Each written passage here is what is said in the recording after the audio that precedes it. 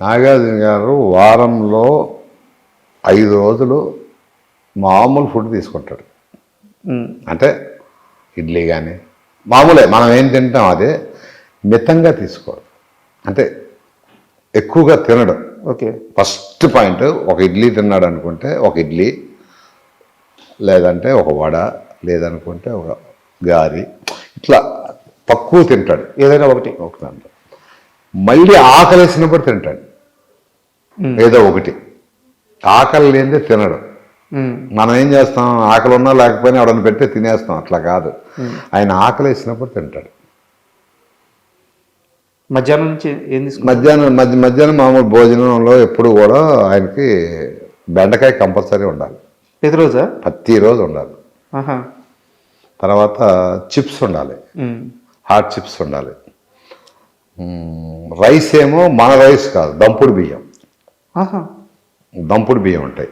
అంటే దాన్ని ఏమంటారు, పొట్టు అదే తౌడు తీయకోకుండా పాత రోజులు దంపుడు బియ్యం. తర్వాత రసం, ఒక అరటిపండు, ఏదన్నా మొత్తానికి 4 ఉండాలి. అవి కూడా ఏంటంటే అంత అదొకటి. రైస్ మటుకు చాలా మెత్తగా ఉండాలి, మనం తినలేం. అది మెత్తగా అయిపోద్ది. ఓకే. అంటే అన్నం చీడిపోయినట్టు ఉంటుంది కదా, మెత్త ముద్దలాగా అయిపోద్ది కదా, అట్లా ఆయనకి అలా ఇష్టం. అంతే, అది తింది. ఇక సాటర్డే వచ్చింది అంటే సాటర్డే నైట్ నుంచి ఆయన కావాల్సింది ఎక్కువ ఇష్టం ఏంటంటే పాంప్లెట్ చేప తింటాడు. అదంటే ఆయన బాగా ఇష్టం. అది నేను అవుట్డోర్లో కూడా వండి పెట్టేవాడిని ఆయన. ఎప్పుడన్నా కేరళ కానీ అటు వెళ్ళినప్పుడు, అరే నాకు అంటే మా తెలుగులో చందుగా చేప అంటారు, ఇట్లా పాంప్లెట్ చేప ఎట్లా ఉంటుంది, అది అవి వండి పెట్టేవాడిని. అవి అంటే చాలా ఇష్టం.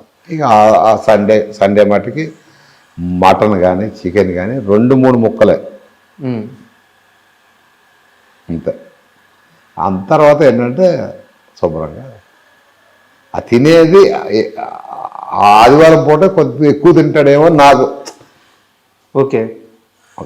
అంటే డైలీ జిమ్ చేస్తారు? డైలీ జిమ్ చేస్తాడు సార్. ఇందాక ఇంటర్వ్యూ చేస్తున్నంతసేపు మీ ఇంట్లో నాకు చాలా ఫోటోలు కనిపిస్తున్నాయి. సో ఇంటర్వ్యూని డిస్టర్బ్ చేయడం ఎందుకని నేను అయిపోయాక మిమ్మల్ని అడగదాం అనుకుని అడుగుతున్నాను. అసలు ఏం సార్ ఈ ఫోటోలు? సార్ ఇటు వస్తే నాగార్జున గారు చాలా ఎంగేజ్లో ఉన్నారు. హెలికాప్టర్. ఎప్పుడు సార్ ఈ ఫోటో? ఎక్కడ? రాబోయే చందమామ స్విట్జర్లాండ్ వెళ్ళినప్పుడు ఓకే, అక్కడ తీసిన ఫోటో ఇది. సాంగ్ చేస్తున్నాం, జైన్ గారు డైరెక్టరు, జైన్ గారు అక్కడ తీసింది.